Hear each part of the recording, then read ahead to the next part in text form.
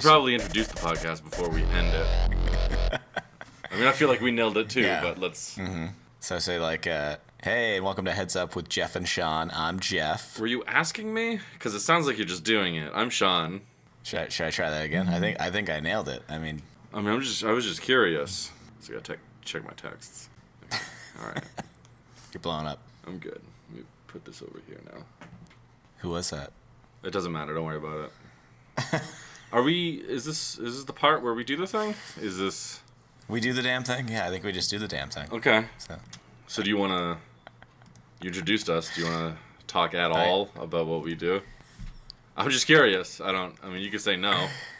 I mean, what is it that we do? We're gonna talk about Kyle. We're gonna talk about Harry Potter and the Order of the Phoenix. Mm-hmm. Because this is Wizard Year, as decreed by Jeff. Yeah. We're probably gonna eat some peeps later. I already did that, but... I mean, we're probably gonna talk about how we ate peeps. We could talk about it, yeah. I'm killing it. Now that we've done a few episodes, I no longer know what to do. It's great. Yeah, no, you're killing it. It is dying. Well, let's pause for a minute. Okay. So you can put the music in for your favorite segment, Kyle's Click. The internet gave us a whole world of exciting new possibilities. So I guess this is a story of how it changed our lives. Maybe it will yours too. And now we're in it. That was the pause. Now you're in it. Now we're in it. So what's going on Kyle's Facebook right now? Fucking nothing as always. All right, let me go. All right, Twitter. No, we gotta go down. I gotta remember when the last time we did the fucking thing was. Okay, some pictures of cats and dogs. Something about a musician. Remember the time your president was a total coward. Again, it's always your president, right? Yeah. It's like, get over it. Oh, I'm sorry. Is this not a democracy? I'm sorry. Is it we vote and then stuff happens and then it's affects everybody? It's accountable to everybody? It won't be a democracy soon, I bet, but it is still now. And no, it's just, I don't know, if you don't like what he's doing, change it, but it's everyone but me is responsible for it. Thank you, Jeff. I agree. Complaining about gun owners, which doesn't seem like a very smart thing to do because those people have guns and he does not.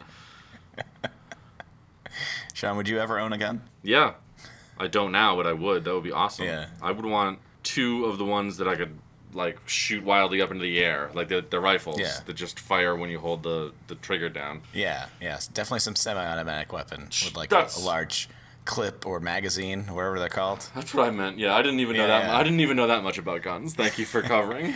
We're gonna know that much about guns, Sean. Okay, because we're gonna own guns. Well, we're gonna have to when the democracy in which we live is dissolved by maniac billionaires.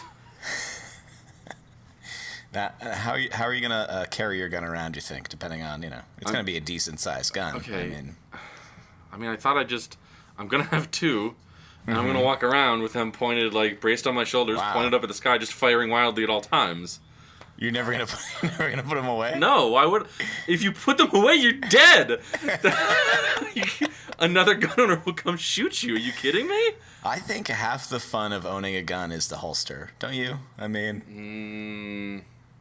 Let me ask you this. In the new post-apocalyptic world in which we're going to be living very soon, do bedazzlers still exist? Oh, most definitely. Then yeah, the holster's probably a pretty good part of the gun. Etsy will still be around. No, it won't. Didn't you hear? I think Kyle just told us. Let me update you. No, he's just complaining more about guns and the president. Something about Utah approves country's strongest drunk driver standard. Anyway, I'm sure Kyle would agree with me that it doesn't. I lost my point. What was I talking about? Bedazzling holsters. Oh, Etsy's not going to exist. The internet won't exist? No, the Senate just passed a bill. It's going to the House right now that allows internet service providers to sell your internet browsing history without your permission.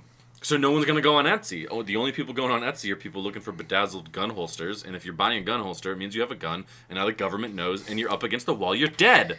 Well, you know what? With this gun culture, it probably wouldn't make much sense to shop online when you could just walk into a store with a gun and just take what you want. Right. Well, the exception to that is a gun store. You have to go there with money. You walk into a Michael's, you'll say, I'll take that hot glue gun and the largest bag of plastic jewels you have. How? I thought you were proposing using a glue gun to rob a gun store to get an actual gun. Hello, Michael's employee. I would like your biggest glue gun. And what glue gun do you have that shoots glue the fastest after melting it? Looking for the highest PSI in a glue gun. I'm gonna need enough glue to probably glue several people to walls or floors. Do you have? Hey, Michael's employee. Have you ever seen Spider-Man? Ever seen those movies about Spider-Man? They'll throw you out if you 10. say it like that. I don't know why are you saying it like that. That's when they'll throw me out when I say Spider-Man. I bet you could. I bet Michael's right now. They're putting crates in front of the door. They themselves are already loading up their biggest glue guns with their largest glue sticks. Just waiting for someone to try to take them from them. No, I don't think I'd own more than like a gun. I don't think I could handle it, but I think I'd have. You did. The. No, please go on. Sorry. I think I'd have the fashion sense to have several different places where I could just slip my gun into, like behind the back, between the shoulder blades, right at my side, right near my butt crack, the diehard position behind your shoulder blades. Exactly. Yeah, right. Or like inside my boot. Again, now that we're gun culture, I'm going to start wearing boots. Oh, yeah, you're going to have to wear the boots to protect your feet from the radioactive waste that litters the landscape, Above my knee, right at the thigh, I'm going to have like a little garter belt for my gun, Okay. Yeah, that's the RoboCop position. Yeah, you're getting it. Yeah, you get. Yeah. So I only have one gun, but where am I keeping it? You know what I mean? Well, it's not going to matter because if you encounter me... First of all, you can't sneak up behind me because as I'm moving forward, there's a constant rain of bullets coming back down to the ground because I'm firing wildly into the air at all times. Well, here's the other thing about that, Sean, is I will know that you're coming. Oh, absolutely. Like I want people to know. I want people to know. So I will have the advantage, okay? I'll find the higher ground. I hear that's what you need. Yeah, so you're up high when I'm firing wildly into the air? All I gotta do is tilt slightly and you're dead. But where's my gun, Sean? I'll find it on your fucking corpse. It doesn't matter. My bejeweled corpse. Yeah, I'll steal all your holsters, all the bedazzled holsters. I'll bring them into Bartertown, and I'll trade them for more ammunition than I need constantly. All right, we have different styles about guns, but I think what's important here is that we're gonna need guns. We're gonna need people to bedazzle holsters. So we could handle that. Do you want to start up a heads up Etsy shop where we bedazzle gun holsters? Yes. All right. Special edition heads up bedazzled gun holsters on sale shortly. We can do we can't do Harry Potter designs because it's a very protected intellectual property. We could just do generic Wizard High School heads up holsters. Wizard High. Yeah, I think I could probably pick up a glue gun tomorrow. Mm-hmm. Some plastic jewels. I think even more importantly than that is instead of... I mean, it's going to be every man for himself in the apocalypse. The apocalypse coming soon, 2018. So I think we should team up instead of trying to shoot each other. Yeah. And I'd say I need someone to watch my back, but I don't. I have a rain of bullets coming down behind me. I need to watch your side a little bit. Sides, yeah. Peripheral's not so great. And also, I guess the time needed to rotate one of the guns down off of my shoulder to point it at somebody on the ground. But what do you think? What should we call our post-apocalyptic gang? Sorry, did you want it to be a gang? I didn't even ask. That was rude of me. I think it's more of a collective. Okay. All right. That's fine. Gang has such a negative connotation, That's true. Yeah, we really kind of ruined that for the apocalypse. Yeah. The news media talking about gangs, ruining the name. Yeah. I thought for a half second before you kept talking, I thought you wanted our gang to be called the news media. I was like, that doesn't sound intimidating. I don't. We just call ourselves And the News, and we just travel the country looking for Huey Lewis. I'll tell you, that's probably going to be a pretty rare resource when the apocalypse hits. We need someone who can play the saxophone. Do we, though? Also, were there two guys with guns in Huey Lewis in the News? They all had guns. They're Republican. I didn't know that. Surprisingly, I don't know a lot about Huey Lewis in the News. It's a shame. It's a shame. So that's it for Kyle's Facebook, I think. Except I don't know if you want to Yeah. talk about this Utah approves country's toughest drunk driver standard, which Kyle approves of. I saw that. I meant to read it so we could talk about it, and I didn't. I'll skim the article now. Public safety is our focus, Herbert said in a statement on Thursday. Law does not target drinking. It's public safety that targets impaired driving. Oh, okay. Under the new legislation, drivers will be considered impaired at a blood alcohol content of 0.05%. Wow. Yeah. That's like mouthwash, right? Yeah. Yeah, you better fucking have a sit down after you brush your fucking teeth. No, in most other states it's like 0.08. So I don't know why this is like a huge thing. I don't know. What are their laws on how drunk you can be and handling your gun? Is there any? Well, this is Utah. This is the Mormon state.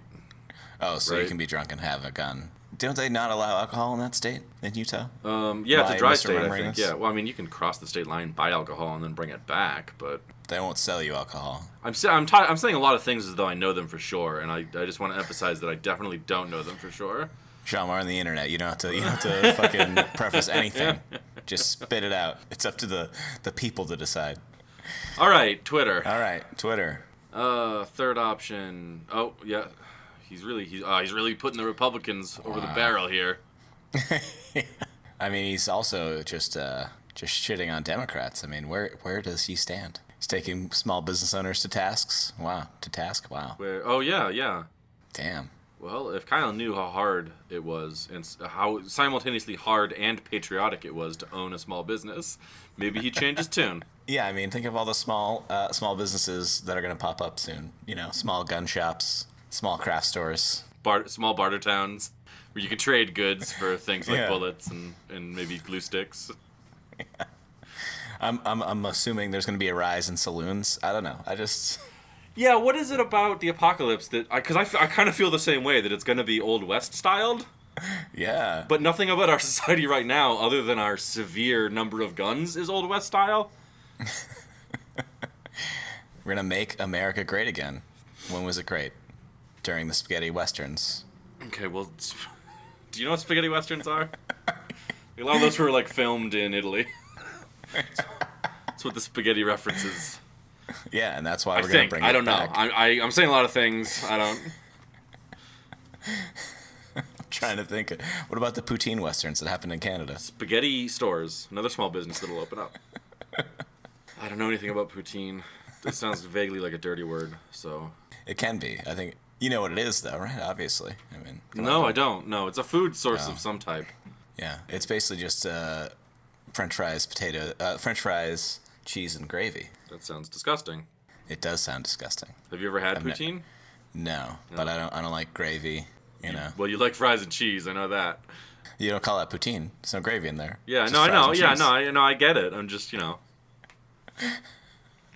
Yeah, it's almost like when you just wildly mix foods together, they're not as Yeah. good as their individual parts, isn't it? It's weird that you say that because I'm pretty sure Canada, their whole identity is based on poutine. It's a poutine-based economy up there. Yeah, I think you're So it's almost like mixing random foods together has created an entire country and national identity. Okay, well, so first of all, yeah, creating poutine did not make Canada. They did not draw a line like, okay, so south of this line, nobody can make poutine. Have you ever made poutine? Accidentally, maybe. I might have dropped some gravy onto some fries and then some cheese get in there. I don't know. But that's a no. But, Okay. but wait a minute. No, wait a minute. You agreed with me that poutine sounded disgusting.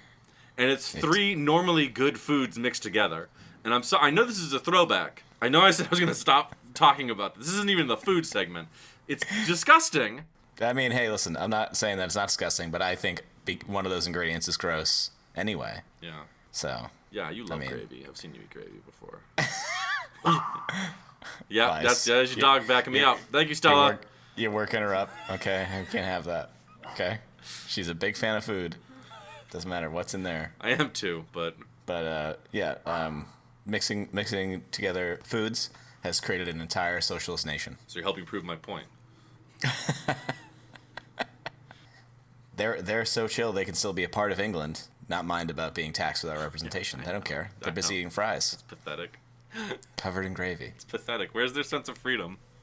Do they have bald eagles up there? What's Canadian for freedom? I don't think they've got that word. I don't think that they do either. I know they speak French, and I know those people don't know freedom. They don't? Yeah. I want to say something about the guillotine, or that was the French Revolution. It was like 200 years ago. Or just rolling over for Hitler, just saying, "Yeah, come on in." Oh, I'm sorry. Are you gonna hardline Hitler right now? You think you'd be able to resist his many tanks? They're too busy eating croissants. All right, let's take a step back from your blatant, disgusting racism and jingoism. Kyle doesn't really talk. He talks about the new Zelda is a good game. I haven't played. I don't own a Twitch. I'm not gonna buy one, or Switch, whatever it's called. Twitch is a streaming service. Whatever it is. I'm too old to care about a lot about like getting my facts straight. I think I'm hitting that age where I feel like I should just be able to just like kind of fucking fly off the handle and then just say whatever I want. Yeah. When someone looks at you weird, you go, "You know what I meant." You know what I meant. Fucking millennials, man. Just want to sit around and have everything handed to you. Sean, aren't you a millennial? Yeah. And guess what? Spot on diagnosis. I'd love that. Yeah, that's all he's done. And most of this was today. Yeah, I'm gonna see Kyle later today. What do you think Kyle's gonna be in the new apocalypse? I think he's anti-gun. He's he's like he's all very of anti-gun. Yeah. So he's not gonna be in and the news. Our collective quote and the news end quote. Well, you think they'll have town criers? No, I think he's gonna just be the guy in the stockade. People throw rotten food at. Making all the plastic for those gems is really causing environmental damage. And then a kid fucking whips a tomato at his face. I'm just kidding. I love you, Kyle. You're great. I was going to say you're the best. You're not. I'm the best. But you're pretty good, too. And you can be whatever you want in the apocalypse, Kyle. You just got to put your mind to it. Yeah, well, you can't be part of our gang because you're anti-gun. Yeah. Our gang is so pro-gun. Pro-gun. It's so pro-gun. The NRA is going to look like a bunch of fucking idiots compared to us. Another level. Yeah. We're on another level. Yeah. I think that's his Twitter. That's good because I already closed it. I'm done with this segment. That's it. So this is Wizard Year, as proclaimed by Jeff, and we are on. So in my notes, I put Potter and the Phoenix, which I think now would be a pretty cool band name. Yeah. But this is the 5th Harry Potter movie, Harry Potter and the Order of the Phoenix. Slightly less cool band name. Yeah, not a very good band name at all. Also not very good movie and or book name. It's not... Also kind of deceptive, because the movie doesn't really have a lot of the Order of the Phoenix. Yeah, and there's one actual Phoenix that shows up. Yeah, that's it. But it doesn't give any orders, does it? No, and we've seen it before. Yeah. You know, terrible name. Terrible name. Terrible name. I mean, they remake and they do prequels. Just show us the first time Voldemort showed up. Show us that Order of the Phoenix, because it seemed like a lot more happened back then. It really does, yeah. They seem pretty together and with it, but... Yeah. I guess, I think that's a good point. I think I might like to see a movie better if it wasn't about how the evil dark wizard couldn't kill a baby. If he was just like a threat to actual wizards. Yeah. Instead of... Everyone's so scared of him. Yeah. We literally have only seen him kill teenagers and fail to kill one teenager several times. Has he killed teenagers? He's killed Cedric, from what I can see. Didn't... We talked about this last time. Oh, yeah, he ordered the kill. He ordered, which is not as cool. Damn. Because he was just a little baby at the time. Kill him. Do you think they were trying to do like a parallels type thing between, like, Harry Potter couldn't be killed when he was a baby, but when Voldemort's a baby, he can order people to be killed? Some pretty sweet parallels in this film. They were thinking deep. Trying to make you believe more that Voldemort couldn't kill Harry Potter by showing him as an infant. Yeah. And Harry Potter is already 14 in the Triwizard Tournament. So it's impressive that Voldemort was even close to killing him. Yeah. Look how dangerous this guy is. All right, Wormtail, now dump his body into this. That was a Goblet of Fire. This. Oh, yeah. This is the Order of the Phoenix, okay? Yeah. So, we get more of a little bit of Harry at home and his... Walking to the saddest playground I've ever seen. Yeah. And then he just kind of watches, like, younger children play. Well, he sits sadly on a swing, which if I was those parents, I would also gather my children up and leave. Yeah. He's some fucking 15-year-old just creeping on him. It's weird. Yeah. what's his cousin? Yeah, his cousin. Yeah, it's his cousin, who his friends affectionately call Big D. Is that what they called him? They called him Big D. I don't know his name. In my head, I think of him as Piglet, and I don't. I think of Pugsley, but that's Adam's Family. Yes, so. yeah, an infinitely better film. Yes. Does that have a wizard in it? We should watch that after. We should, yeah. I think I might have told you this already, but I forgot. I saw the movie and it came to me. I was like, oh, I think I was gonna put it up on a dating website. Maybe we can do this for Kyle when we revamp that. Always the Fester, never the Gomez. Right? Pretty dope. Pretty dope. Pretty dope. Anyway, Harry Potter, yeah, his cousin. Yeah. Emboldened by having several friends and wearing a shiny T-shirt. Yeah. They threaten to beat him up, but then they don't because he pulls his wand out on them, which... Yeah, so easily. They should teach self-control at Hogwarts. No, self-control got the axe when they lost funding for, math. He's so used to solving his problems by murdering somebody that he does not know how to cope with every day. Well, and imagine the kind of, I guess, I know it's a crude term, but I guess I'd say imagine the blue balls he has after seeing Cedric Diggory get killed, but then Harry not being able to kill anyone himself. Yeah. Oh, yeah, that last movie, he did not get to kill anybody. No. He had to run away like a little bitch. Yeah, and then when he was alone in a room with a guy who was not Mad-Eye Moody. And Harry was just fucking gunning for that kill. He was all amped up. Yeah. He had just seen his arch nemesis come back from a cauldron. Where his baby body was dumped. It's just... Oof. So yeah, he pulls his wand out on his cousin like immediately, and then a weird storm hits, and they all run away. And they're going back home, and they're attacked by Dementors in a tunnel. I wasn't clear on where this tunnel was or what was happening, but they run through a tunnel.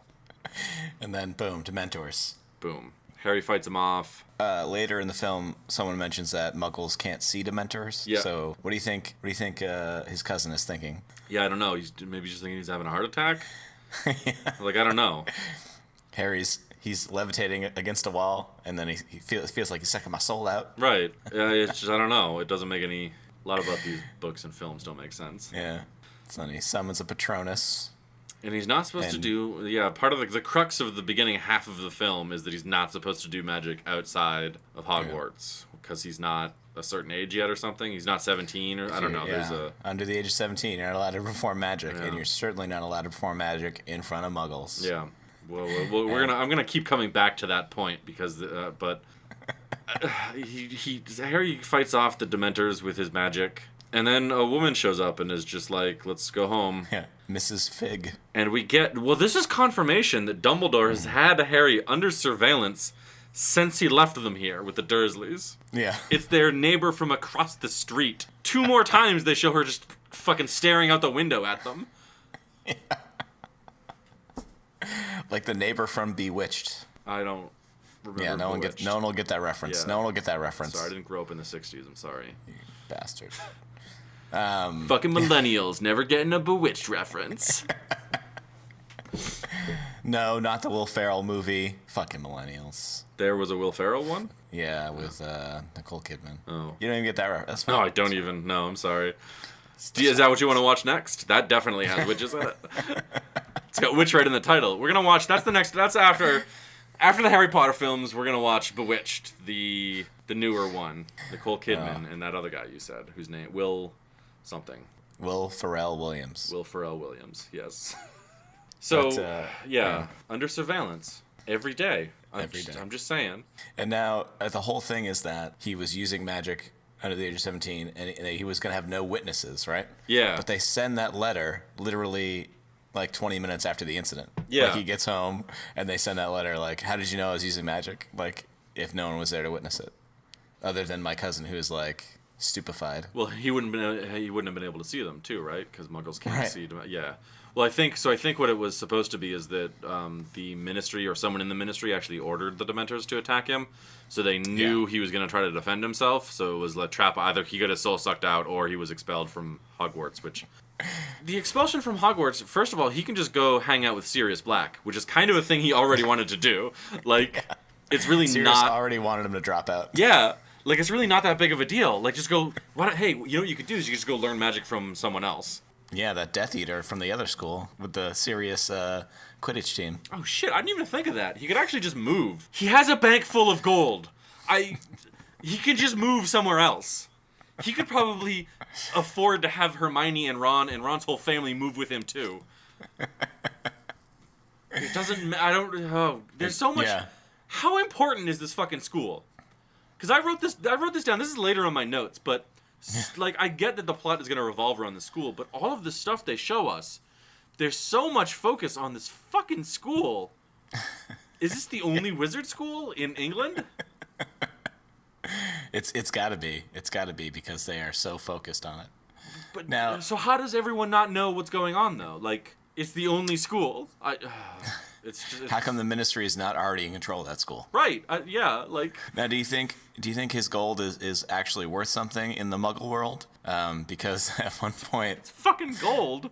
It's gold is worth something in our world. Yes, Jeff. Yes. At one point, Mr. Weasley he says, "Let me get out my Muggle money," because they're in the Muggle world. Yeah. Sounds like a derogatory term, by the way. Let me get my Muggle money. Yeah. So like their whole economy. They didn't have to separate their economy from the Muggle world, but somehow they've done it. They've got different styles of bills, and we just assume that gold is obviously good everywhere. But so I think this is another example of how probably those in power at the Ministry have been able to sort of isolate wizards to keep them under control. I mean, we see at the college, this fucking middle school, high school, they're not taught math. I don't see any accounting classes. There's no geography. There's no philosophy. What are the classes? The classes are protect yourself against evil wizards, plants, potions, predict the future. Your first year, you have Wand 101. Do you? Where they learn to levitate, you know? Okay. Well, I guess that's wands. Wands and or levitation magic. Mm-hmm. And then there's magical beasts and where to find them. The class with Hagrid. And then there's... they teach them music, I guess? There's a scene... a choir. Yeah. So, 5, 6, 7 classes. Can you think of any others? No. I don't even know what the fuck McGonagall teaches. She teaches just fucking kicking back, chilling out, and saying dope shit. Yeah, I mean, she was teaching transmogrification. So shape-shifting, yeah. Okay, so 8 classes. None of those are math, English, biology, accounting, chemistry, although I guess potions might be chemistry a little bit. Like, how do you... You can't function in normal society that way. You have to live in this weird wizard world. And then the Ministry just takes care of everything for you. It's messed up. It's messed up. I'm sorry. It's messed up. I know I keep going off on these films. It's just they're dark. They're a lot darker than I think. And Voldemort wants to change that, and they're freaking out. And you know what? Voldemort knows how to change that. You start with the kids. You change how they're taught. It's why he wants to be principal of this middle school, high school. So, okay, they bring Piglet to the hospital, and Harry has to stay home after he gets a little letter that tells him he's expelled. So he gets a letter that tells him he's expelled, and his uncle is like Justice. But that just means that Harry has to live with them year-round. So... Yeah, now you'll never finish your wizard training. You'll just have whatever you've done to my son. Yeah. And all the other stuff I've seen you do, and no discipline. So then Harry's just kind of chilling out, and then 6 wizards do a B&E. They break and enter into the Dursleys to quote-unquote rescue Harry. One that we've seen before. Yeah. But that was being impersonated by somebody else. Yeah. How does he know all these wizards? He doesn't. And would you trust Mad Eye Moody if No. the whole semester he was somebody else? No, I'd ask for a code word. I'd be like, you need to flash me the fucking Dumbledore gang sign. Right, he's just so excited to get out of that house that he's willing to follow anybody. Yeah, well, he's probably figuring if these people turn on him, he'll get a chance to kill 6 people at once, and that might calm the voices for a second. Now, can you answer me this, Sean? Is flying on a broom considered magic? I would say so. Yeah, I would say so. Could then they have expelled him for flying on that broom? Yeah, because you're not allowed to protect yourself from soul-sucking demons. Mm-hmm. But you can fly right by the windows of a yacht on a broom. You can just zip right past. You can fly through the sky on these horse corpses with wings. Yeah. We see the Thestrals finally, that's later on, but like they just fly over the city so many times like it's no big deal. Now, is this a new Minister of Magic, the guy that's in charge of it? Because I remember he flew in a car once, and the Minister of Magic's like, nah, do whatever you want. He blew up his aunt, and he's like, yeah, that's fine, do whatever you want. I don't know. They laughed about it. And Yeah, now this guy's I know, like, yeah. nah. Well, I think You gotta think die. he's different now because he thinks Harry is. Helping Dumbledore overthrow the Ministry. Well, I think that the guy take learns. control of it. Is it the guy learns that Harry is a minion of Dumbledore. That he's really just a pawn. He's upset. He needs job security. He can't have Dumbledore doing whatever the fuck Dumbledore wants. Yeah. Well, before the trial, we go to an apartment building where 6 people who clearly look like wizards stand openly out in the street while the building extends itself out. Because there's apparently this hidden apartment. And just no one sees that? None of the people, I don't know, across the street look out their windows then? Like, what? The secrecy stuff is just a bunch of bullshit. It's just designed to punish people. Yeah. It's just so the ministry can go, we're throwing you in jail without a trial. Now, here's the... Is street sweeping more prevalent in England? Is it not weird to see, like, 6 people outside of an apartment building just holding brooms? Who knows? Who knows? And how annoying must that apartment building be? You gotta, like, stand outside for, like, 2 minutes. Yeah. While it sneaks itself out of the other apartments. Does it go back in after, or are people like, oh, I thought I was the 3rd entrance in, but it looks like I'm the 4th one in? Why don't they just teleport in? They have teleport spells. It's not hard. Yeah. But nope, they're gonna do this big set piece thing, and then they go into the filthy house that is disgusting. No one cleans it. Well, Creature cleans it, Yeah. but he's not happy about it. No. Oh yeah, I mean we get to see the hero, the wrongfully accused murderer Sirius Black, is definitely a slave owner. Yeah. Yeah, it's a good thing Harry looks up to him. A mass murderer on the loose. Yeah. They don't think to look at his family home. Yeah. Does nobody keep his address? No. How do owls get to him? You know what I mean? Yeah. No, they just didn't bother. There's no way he'd go there. That's too obvious. Way too obvious. There's no way he would also then use that Yeah. house as the base location for a secret society run Yeah, by there's another troublemaker that the ministry doesn't really love. Yeah. Yeah, there's not too much heat on him that he could just, take my house. It's fine. Yeah. I'll live there. It'll be cool. Creature does not like Harry Potter. Also, Harry Potter walks by Creature. He knows what house elves are, what they go through. Does not introduce himself. Doesn't even say fucking hi. Yeah, just walks right by. Doesn't nod his head. Just walks right Yep. by. Like, you're less than, obviously, so I don't need to talk to you. I'm the boy who lived. You're some kind of fucking slave. It's amazing how quickly Harry Potter is into slavery as soon as he realizes Sirius Black does it. He's like, oh, Sirius Black does it? It must be cool. Must be. I Yeah, want a slave. Cool. I want a slave. Oh man, I should have kept that slave. I shouldn't have set that other elf free. I should have taken him. Now, I don't know much about this, but if Sirius Black sold that house, does Creature go with the house or go with the family? I think he owns the family owns him. Yeah. So if you sold the house, since they're house elves, you just take it to another house. I mean, I think they're just elves, and the house is a derogatory term attached to remind them of their status. All right. That like a house, they're just a possession. I would just like to see those contracts drawn up when you're selling a house. I think they're in a locked room in the ministry where the elves don't ever get to read them, and also I don't think the elves are taught to read. Harry learns about the Order of the Phoenix, which is a secret society created by Dumbledore to fight Voldemort way back when, even though everybody was on Dumbledore's side because nobody liked Voldemort. So, quote-unquote secret society definitely means seditious terrorist cell, right? Yeah. Okay, so the ministry is correct to be afraid of Dumbledore. Yeah, good. Oh, Dumbledore swears Hermione and Ron to secrecy. We'll tell these teenagers, but not Harry Potter. Yeah, he's not allowed to learn any cool things.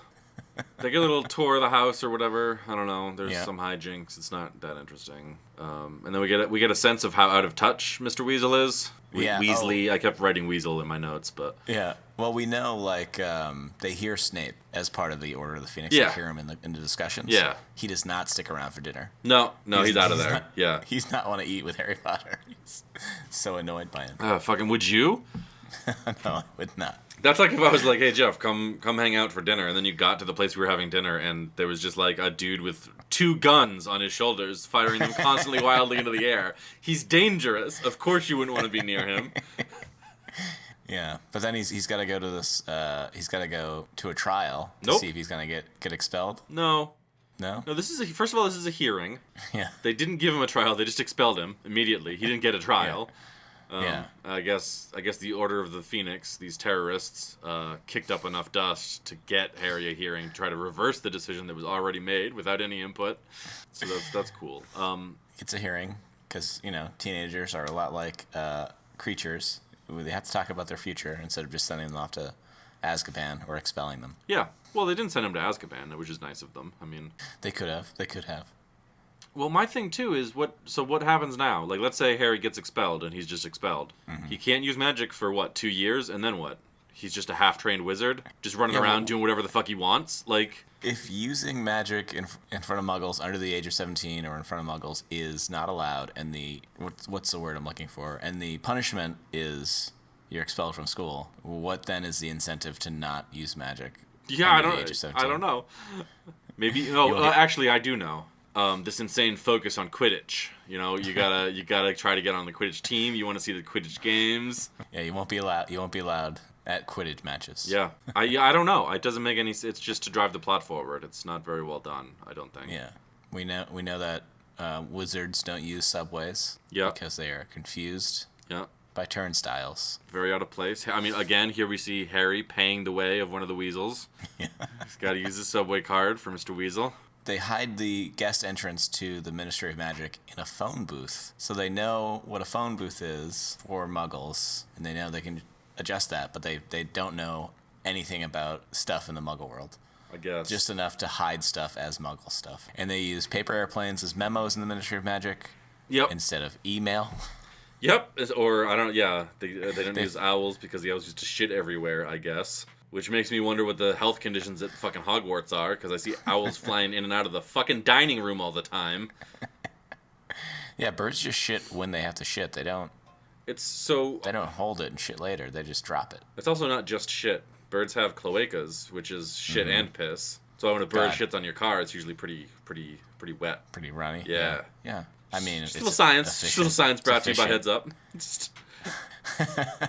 Now, I think owls, they swallow their food whole, right? And then they vomit up a sack of bones and hair. Pellet, yeah. Every so often. So where are those? I don't see a lot of cleaning being done at Hogwarts, so who knows? So they have this person. They have a hearing for a child about using magic, and they have the hearing without a parent or guardian there. They're just going to decide the fate of this minor. Yeah.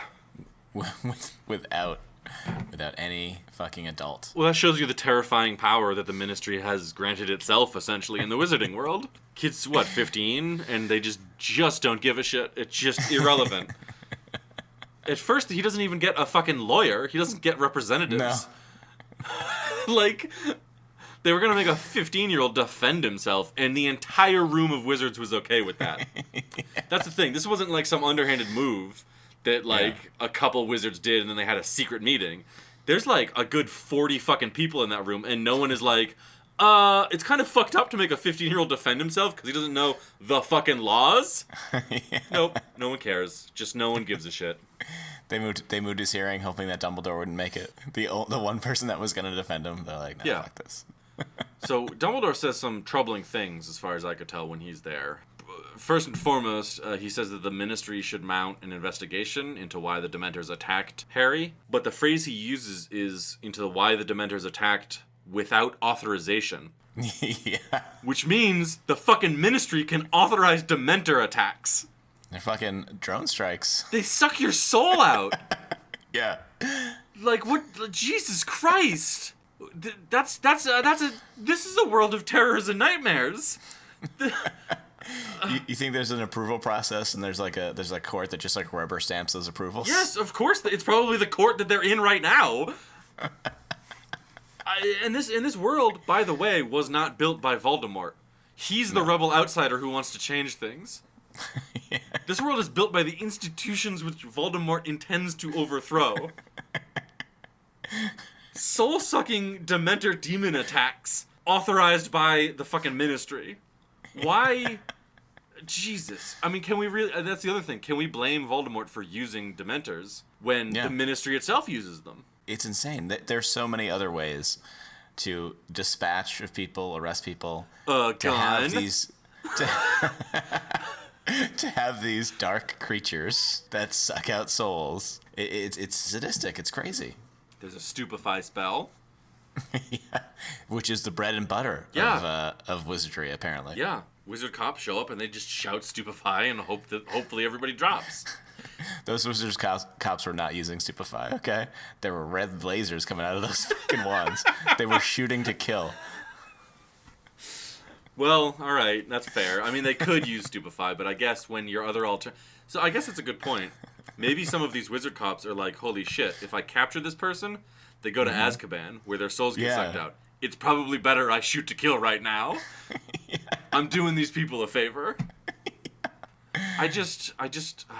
God, it was... I paused the movie to, like, write a fucking rant about it. Because you can't blame Voldemort. You can't be like, oh, he's gathering a bunch of evil beasts to him, like Dementors. It's like, okay, well, the Ministry uses those apparently as the equivalent of drone strikes. He's trying to get giants on his side. Okay, first of all, A, racist. B, Hagrid's half giant. C, as far as I can tell, giants aren't magic. They're just big people. Like, you can't... Oh my god! And when you turn a weapon against your oppressor, I really don't think you can be classified as the criminal there. No, it's like they get so associated with Voldemort because they look evil, they look dark, but like it's something that's approved by this government. Yeah, it's disgusting how many people are on Harry Potter's side. I guess is all I'm saying. It disgusts me how many people think Voldemort's the bad guy. I mean, have we ever thought about hearing Voldemort out? No, no one did. We'll get to that later, but when he shows up and Dumbledore steps out of that fireplace, there's no, what are you doing here? There's no, what's your end goal? There's just an immediate laser battle, and they throw spells at each other, and they fucking wreck up the Ministry. Okay, I'm sorry, I'm jumping ahead.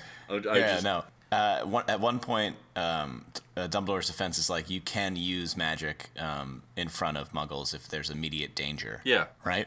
And the response the Minister of Magic has is laws can be changed. Yeah.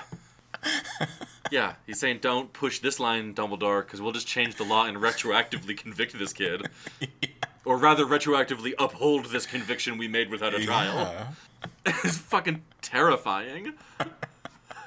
Yeah, so he gets out of that, and Dumbledore refuses to talk to him. Yeah, we learn why he does this all throughout the movie. Yeah, we learn why at the end. It's not a very good reason, but no, one exists is the best we can say. Yeah, it's not like he's always telling Harry Potter the truth anyway. Yeah, so pleasantries would probably be fine.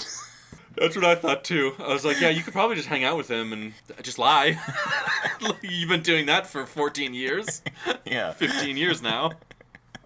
He eats up whatever you say, so just say anything. It's fine. Whatever you want. Use him to lay traps. That's what you plan to spend his life on Voldemort anyways. So after the trial... Oh, well, sorry, is there anything else you want to talk about? The trial was pretty dense with terrifying moments like that, though, where just they peel back sort of the corrupt nature of the Ministry. Yeah, it's insane. But no, that's all I've got there. So it's fucking nuts. They go... Oh, yeah, they go back to briefly, they're back in Sirius's parents' house, and then they're sending the kids home to Hogwarts, quote-unquote home. So essentially they're going back to another kind of prison. And there's something Sirius Black wanted to tell or give to Harry that he couldn't do at his house, so he had to walk around as a dog. Oh, yeah, that... Because nothing raises less suspicion than a loose dog unattended. A big one, too. He's like a... Yeah. Yeah. Well, I'm starting also to see why... So, Sirius Black escapes Azkaban. You think he does that alone? I think Dumbledore helped spring him from Azkaban in order to teach Harry how to take risks. He wants Harry to be He wants Harry to be reckless. He needs... Because, I mean, again, Dumbledore intends to use Harry to spend Harry's life to defeat Voldemort. And he's like, yeah, kid, this guy's way cool. He owns slaves. He takes all sorts of crazy risks that risk his life and not mine. He's got sick tattoos. He's got sick tattoos that we don't know if he got them in prison or before. It doesn't make sense if he got them in prison, but why is he all tatted up before? With, like, prison tattoos? I don't know. He's got a sweet fire spell to talk to people that no one else ever uses since they don't have phones. I didn't like the fire spell. The fire spell was different here, where it was just... Yeah. He was in the fire itself instead of his of, face pushed through ashes. coals. Yeah. It didn't look as cool. It didn't look, it was just like a TV in fire. It was not. Yeah. I did have about Sirius. He shows Harry that picture of the original Order of the Phoenix. That's what he wants to give him, yeah. Yeah, your parents were terrorists. You should join this terrorist organization with me. And he points out, he points out Neville's parents. Yeah. And he goes, they suffered a fate worse than death. Yeah. Like, because they were tortured. It's like, yeah, but they also died, right? Yeah, also they suffered death, yes. Fate worse than death and also death. they were killed. First one, but then the other, yes. But then, when Sirius is like, he points out Harry's parents, too. And then he talks about James Potter, Harry Potter's father. And the way they were positioned in the photo and the way Sirius Black talked about him, is there like... Something going on there? That's kind of what it... Like, was there kind of like a homoerotic love story kind of going on there? Did James and Lily Potter have an open relationship? Was Lily a beard for James? Like, I don't know. Yeah. But as soon as I saw that, I was like, this is... No, Jeff, no offense. You and I are good friends. Yeah. If you died and you had a kid, I wouldn't do that shit to him. You wouldn't nudge him to join a secret army to fight? Not even if you belong to it. Not even if you and I both belong to it. Yeah. He mentions James Potter a lot. He rarely mentions Lily Potter. Right. You know what I mean? Yeah. He was a big fan of James Potter. That's my point. It's just kind of suspicious. There's nothing wrong with it, of course. Yeah, there's nothing wrong with that, but I just want to know. Yeah, I just want to know because it really seemed like they were trying to say, by the way, Harry. I was really close to your dad, and I just think you should know. And Harry Potter has a vision of seeing Voldemort in the train station. We know it's a vision immediately and not real life because Voldemort is wearing shoes. Yep. He's wearing he's not wearing ratty robes. Yeah. And bare feet. Yeah, he's got actual shoes on. Like it's been a year, bro. Like buy some shoes. Get some fucking plastic surgery on that face. Yeah. There's gonna be some sort of spell to normalize that face, right? glue a fucking nose on. Wear those Groucho Marx glasses. Yeah. You have multiple solutions. So we learn about the Thestrals, horses that look like undead horses with wings that pull the carriages to the school. Thanks to Luna Lovegood, right? Yep. Who we'll get later. I mean, I'm not gonna forget. I have her in my notes, but later on she exhibits the most terrifying tendency. I think she's more dangerous than Hermione, but we'll get to that later. She's not as interested, but if she was, she would be fucking intense. They get back to the school. Some kid tries to shit talk Harry because Seamus is mad because his mother's been reading the newspapers. Yeah. And Harry Potter is lying, and he knows it, and he almost couldn't go back to Hogwarts. Yeah. Harry Potter's like, what? Fuck you. And then Ron's like, does anybody have a problem with Harry Potter? Yeah, that's what Ron, fuck you up. In full thug mode, is just like, bring it. I'll fucking attack all of you. I am a dangerous lunatic. Yeah, and everybody in Gryffindor just kind of disperses or looks at the ground. Not it's worth it. Yeah, I don't know. They know what's been going on the last few years. Yep. They hear Ron's nightmares are about giant spiders. Okay. Yeah. Yeah, and he went. It was a couple hours. He was with Harry for a couple hours in the Forbidden Forest, and he's had nightmares for 2 or 3 years about giant spiders. Yeah, I wouldn't step to either of them. I would just no. I would just. You know what I would do? I'd go back to my fucking studies where I'm learning how to bend reality. Dolores Umbridge is just very comfortable, starting to take over. Yeah, I don't know. I find Hogwarts her almost immediately. I find her more irritating than scary because she's a product of a bureaucracy, and I learned in my early teen years how to deal with bureaucracies. Just avoid them. Yeah. Just do whatever you're going to do anyways, which is some of what the students do. That's just agree with the bureaucrat. Yeah, you just go and then do whatever you're going to do anyway. Yeah, thank you. Yes. There's so many people I meet in my day-to-day life who don't know how to do that. It's actually Jeff, I work in a college. A lot of the students I run into, they're just like, how do I solve this problem? And I was just like, just do whatever you're going to do. Just go do the thing. They're like, I want to do this thing. And I go, okay, go do it. And they go, oh, I can't. Because I think They haven't even talked to anybody. They just go, I think the school wouldn't like that. And I go, well, there's 2 ways to find out. Do it and see if they care, or ask for permission like a fucking baby. Yeah. Pick one. Sorry. No.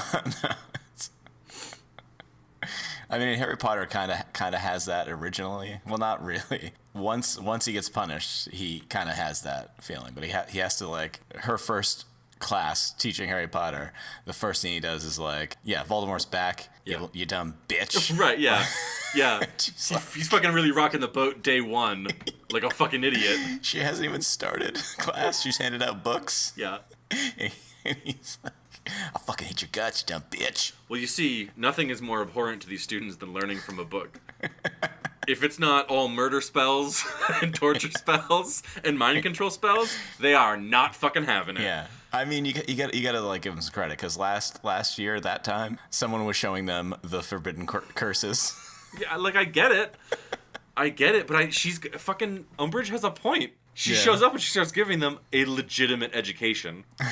And Harry Potter immediately starts having a crybaby fit about Voldemort. Yeah.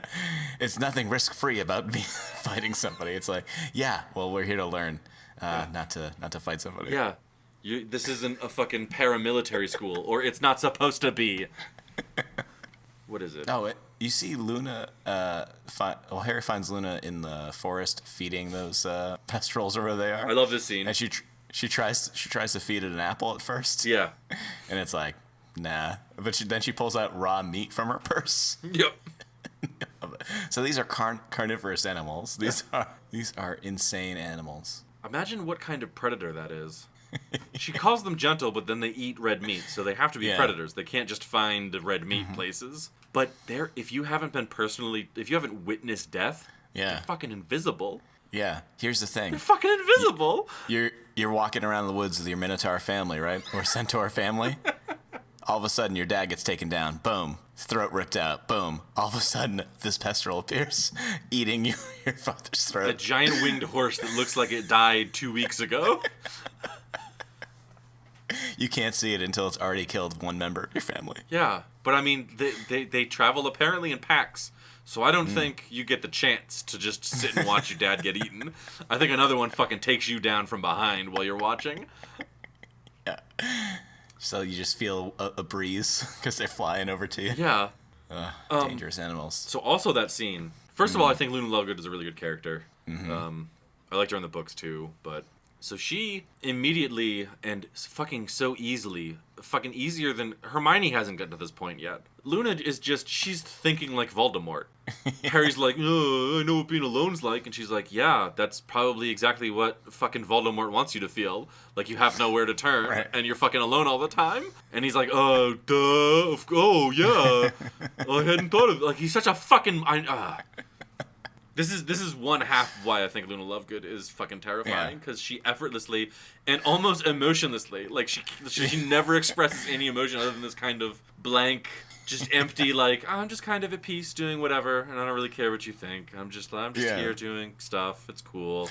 I'm looking at books upside down. I don't even care. She exposes this Voldemort's plan, like, to fucking isolate this kid. Where Hermione's like constantly trying to have Harry Potter let her in. Yeah. Luna Lovegood's like, yeah, you gotta let people in because Voldemort wants you to be alone. And he's like, oh, right. Someone explained it to me instead of trying to manipulate me.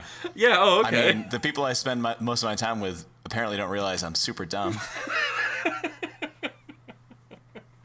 So a lot of the information they give us comes in the swirling newspaper announcement, which I thought was an odd choice for a movie that came out in, 2009, 2007, something like that. But that's where I put the note, how important is this fucking middle/high school? Because there's so much focus on it in the wizarding world. But, I mean, I guess if it's the only one in England, if it's the only... Everyone's kid is there. Yeah. I guess. Yeah, like it might... Makes sense. And before the Triwizard Tournament, there was very little news getting out of that school. The occasional owl that I imagine Dumbledore had edited for content. Yeah. And that's why, like, I see when they first go back to the school, like, going back a little bit, and Malfoy's, like, giving Harry Potter shit. It's like, yeah, he's been reading the newspaper. Yeah. And his dad talks shit about Harry Potter, so of course he's like, fuck that guy. This fucking kid. But yeah, I mean, now that Dumbledore's not communicating with Harry at all, I know that he's talked to Ron and Hermione in the absence. So I don't know if Hermione is making these plans now on her own or at Dumbledore's command, but she's taking over all the planning stages and like, Harry Potter, what if you like trained everybody to fight? Wouldn't that be cool? Yeah. Well, before that we get Umbridge becomes Inquisitor or whatever of Hogwarts. I love England. I love it. So so she's just doing all this stuff, making all these rules. Yeah. And Argus Filch loves it. Finally, somebody is taking control of these kids. Yes. He fucking loves it. Yeah, I kind of love it too. So, two things. One, they treat having extra rules like it's some sort of immediate oppressive regime. Yeah. Where she's just like, yeah, no, you can't do this anymore. Everyone's like, oh no, what? We can't do whatever the fuck we want all the time? Her first 50 rules were like, fine. Yeah. Fine. Yeah. It's like, try to act like adults. Be more orderly. Don't wear hats in class. Don't just willy-nilly use magic in the halls. Yeah. Magic is super dangerous, actually, guys. So... Yeah. And then she fires Professor Future Seer. Trelawney? That sounds right, but I... Yeah. I wrote down a lot of people's names, but not hers, so I don't know why. So yeah, she asks the lady, the diviner, the divination witch, if she can make one single prediction, and she can't really. She makes a, you are in terrible danger, which is, of course you are. You're a wizard. Their entire world is danger and horror and terror, and there could be Dementors outside the school waiting to suck your soul out on orders of the fucking Grand High Minister. Yeah, they at least know one escaped prisoner from Azkaban. I don't know if the 20 had escaped already, but yeah, there's a good chance you're probably in danger. People have died every year for the last 4 years. Especially the Defense Against the Dark Arts teacher has been in danger every year. It's a dangerous position. Yeah. The other thing they do is when she fires Trelawney, they treat the firing of a professor like some sort of immediate tragedy, and it's really not that big of a deal. People lose their jobs every day. Yeah, like this lady can't really teach these kids divination because obviously she can't. She can't make a single prediction. But instead everybody gathers in the courtyard to like mourn her expulsion from this school. It's like, guys, first of all, go back. Make it more embarrassing for her. Go back to class and learn how to change shape, you fucking morons. I know I've been trying to swear less on the podcast, but it's unbelievable. It's offensive to me. Okay. After that, Hermione pushes Harry into forming his own terrorist cell. So the terrorist cell he wanted to join wouldn't let him join. He was too young. Yeah. It's like we've got to have a group of able-bodied teenagers that can fight. Yeah. We need child soldiers. And what do they very aptly name this group? Dumbledore's Army. Yeah. Like they always were from the beginning. Like every student at Hogwarts unknowingly is. And that's, by the way, that's like an hour into this film. The first hour of this film is just like, here's another thing you don't really care about. This is the Order of the Phoenix. This doesn't ever really come up again. You'll never see it again. Like, bye. Thankfully, it's like a half hour shorter than the last 2 or 3 movies. Yeah, this one is only about 2 hours long. Dear God. Yeah. Dear God. Yeah, well, they cut the Quidditch scenes. You know, there was about half an hour. Quidditch. Yeah, there was about a half an hour Quidditch somewhere in there. They decided to cut it. But you think Harry's still playing Quidditch this year? Probably not. There were no rules about Quidditch being put up or banned, so I think it was probably fine. Probably fine. We just don't ever see it because it's the worst. Maybe he's too old to play it now. It's not as exciting seeing 15-year-olds get hurt. The Room of Requirement? Is that what it's called? Something like that. I don't... Where Ron's like, if I really needed to take a shit, it would appear? Yeah. And she's like, yeah, I guess. That's not a dumb question, by the way. No, it's not. But yeah, it's whatever you need. But didn't Filch need to find those kids? Yeah, well... But, like, the perspective these kids have is they find it, and I forget who says it. It might be Hermione. But she's like, oh, the room appears to people who have a real need. And then someone is like, it's like the school wants us to fight back. Are you fucking kidding me, guys? Are you that fucking obsessed with killing? Like, the inanimate building wants us to murder. Well, they've heard all these stories that Harry Potter's been telling, and they're just like, I want to kill somebody. He is the correct person to put in charge of this class, though. If you're training a group of people to kill, you do take the kid who's been killing people with his bare hands since he was 11. Yeah. He only knows 4 spells, but those are the only ones he's been needing to kill anybody, so he's fine with it. If only he could teach the use your hands to turn someone's entire body to dust spell. Some of the group dynamics I thought were kind of interesting too, because Hermione does really kind of push behind the scenes to have Harry up front, and then Harry is sort of the charismatic cult leader here. Yeah. And Ron is, Ron is also there. Yeah, I guess. I don't. He shows up. Yeah, we get some. I mean, maybe you can talk about this with Brett on Potter After Dark. Excuse me. We get some sexual tension between Harry and Cho, yeah. and then we see Ron's little sister, Ginny, looking longingly, jealous. some Yep. jealous looks thrown around. Yeah. I just wanted to let you guys know that that's a thing you should talk about. Harry Potter uses his authority of the teacher of this terrorist cell to get behind Cho and just touch her arm. Everyone's doing fine with the levitation thing, but Cho's arm, it's going to be a little bit higher. A little higher. Just like this.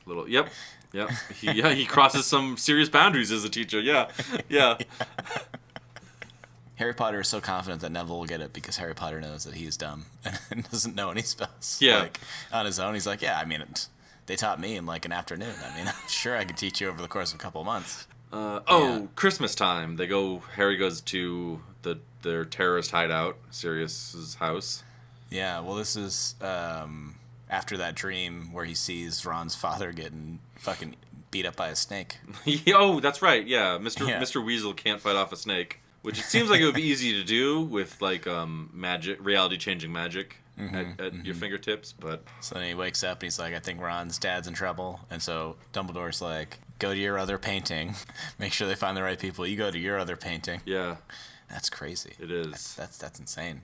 But then Harry Potter is sick of being ignored, so he screams to look at me. I just need some attention. Look at me. Yeah. Also, I hadn't actually put this together until you just said it. Doesn't that mean that the Dumbledore's paintings that he has in his room can spy on the Ministry from a distance if they have other paintings where they can? Jesus. Yeah. If I was the Minister, I'd have him fucking killed too. That's insane. But then Snape goes and takes Harry Potter to train his brain to defend against Voldemort penetration. Yep, don't say it like that. Occlumancy, the art of keeping your thoughts hidden. No surprise, Harry Potter's not good at this. Well, every teenage boy eventually gets good at keeping his feelings and thoughts to himself. Yeah, but deep down, the bloodlust that Harry's felt and been able to indulge in every year at this school has just been totally foiled this year. I think this happens later, but we can talk about it now. When he jumps into Snape's mind and sees what an actual piece of shit his dad is. Yeah. He doesn't react. Snape throws him out. He's like, get the fuck out of here. And Potter's not like, oh my god, I'm sorry. I didn't realize my dad fucking bullied you. I didn't realize he was your Malfoy. Like, my father was a great man. I wrote this down. Fucking, I love some of these, who's the guy that played, he's dead now, isn't he? Played Snape. Oh, Alan Rickman. Yeah, he's really good. Because he doesn't just say this line, the way he fucking delivers it. When Harry shouts that his father was a great man, Snape goes, your father was a swine? And he dishes it out like such a fucking cold comeback. It's oh my god. He did it without a cane. It was amazing. I was just gonna say, get this dude a fucking cane. He'd be the best. The cane's coming up. We're gonna talk about Lucius's beautiful hair and lovely cane later. So Harry Potter's so mad that he can't block Snape from his memories that he forces himself into Snape's mind, finds out his dad's a dick. Yep. And then he just runs away. When they're at Christmas and they're at Sirius's place, the Black House or whatever it is. I don't know. Well, he's Sirius Black. That's his family. Potter talks to him about being angry all the time. It's hard to be 15. It's hard being 15, man. You remember that, Jeff? It's hard. I wish someone had told me that it's normal to be angry all the time. Is that what Sirius tells him? I don't even remember what he tells him. He said that he was a normal person. Some rigmarole. Something like that, yeah. Rigmarole? Some bullshit like that. Gary Oldman, man, though. That guy fucking rules. He acts the hell out of this scene. Yeah. He's good. Find out that his mother just burns people's faces off of wallpaper. Yeah, if they run away from home at like... They ever betray him? 16 or 17, yeah, don't ever betray me. But not Beatrice, whatever her name is. Lestrange. Bellatrix. Yeah, Bellatrix. I don't know. Beatrix. Yeah. It's Beatrix to her friends, okay?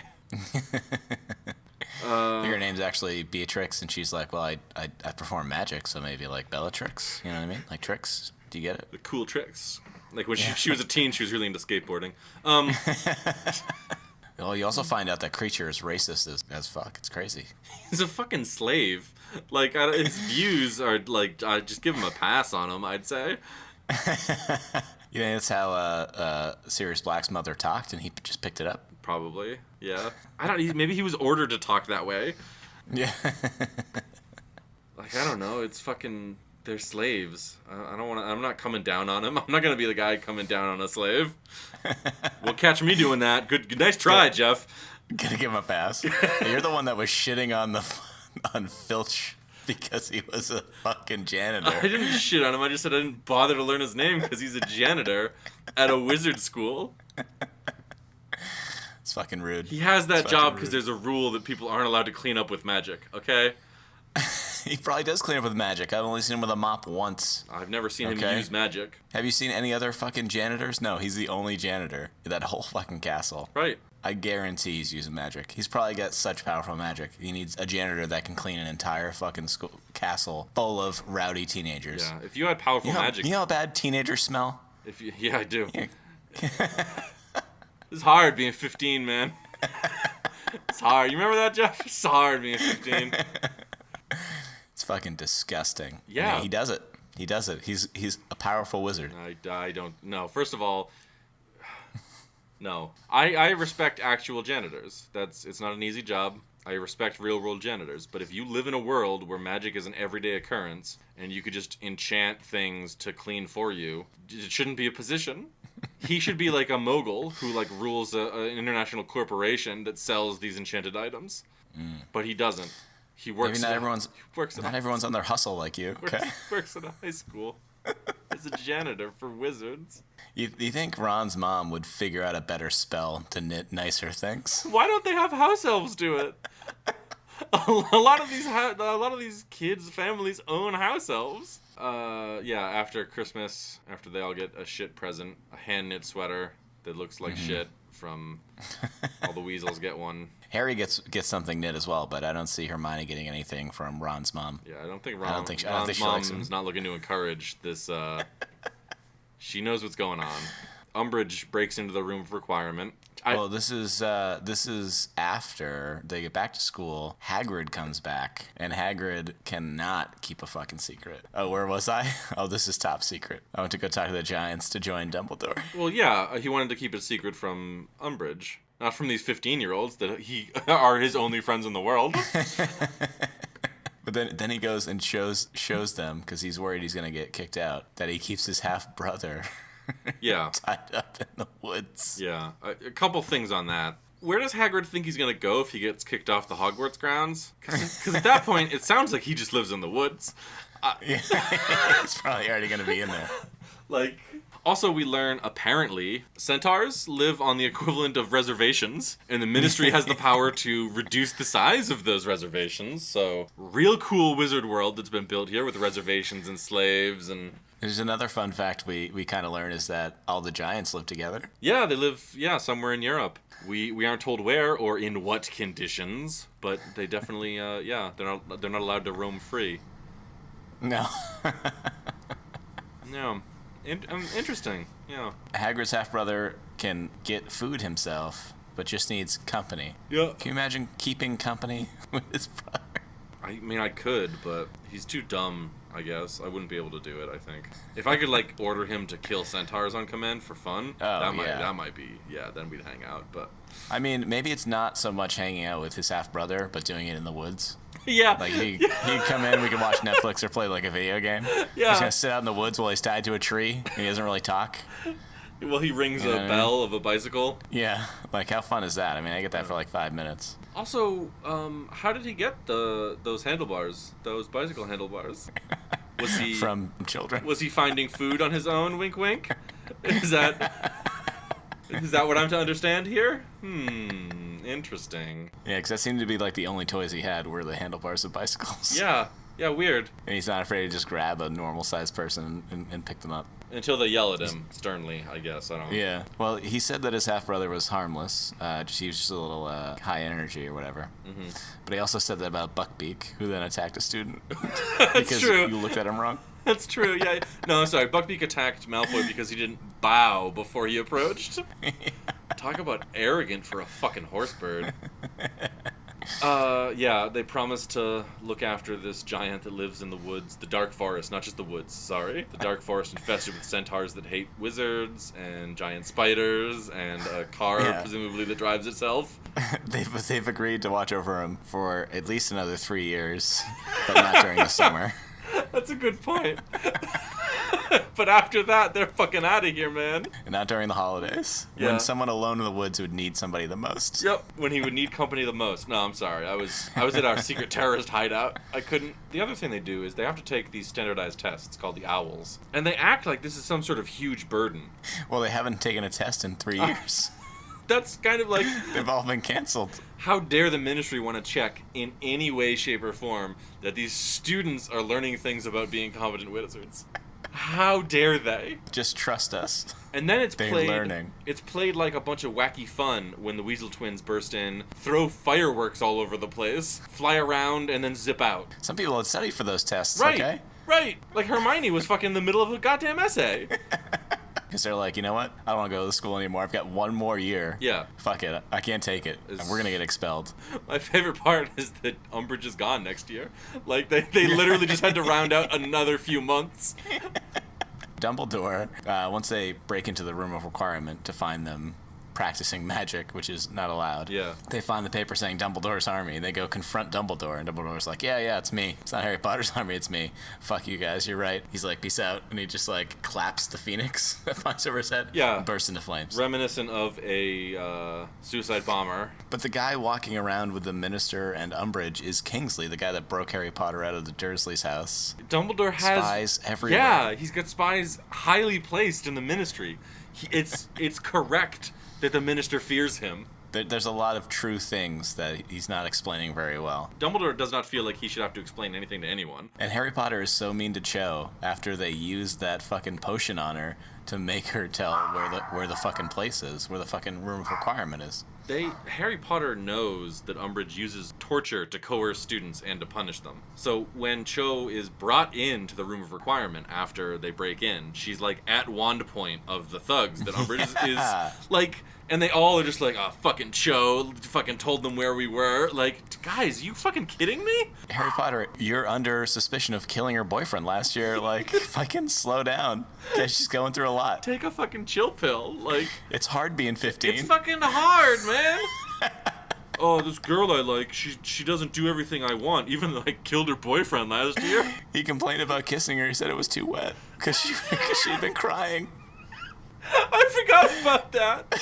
And he just turns on her so hard the next week. I forgot he was like complaining. How was the kiss, Harry? I was too fucking wet because this stupid bitch is crying over her dead boyfriend. Like, and Ron and Hermione laugh. It's one of the things they cut to later when he's singing about good memories of friends. Him laughing at Cho crying about her dead boyfriend. Jesus, these students are fucking psychopaths. Oh my god, what is wrong with them? That is beyond the pale. I forgot about all. Yeah, I hadn't put that stuff together. Yeah, so they're brought in.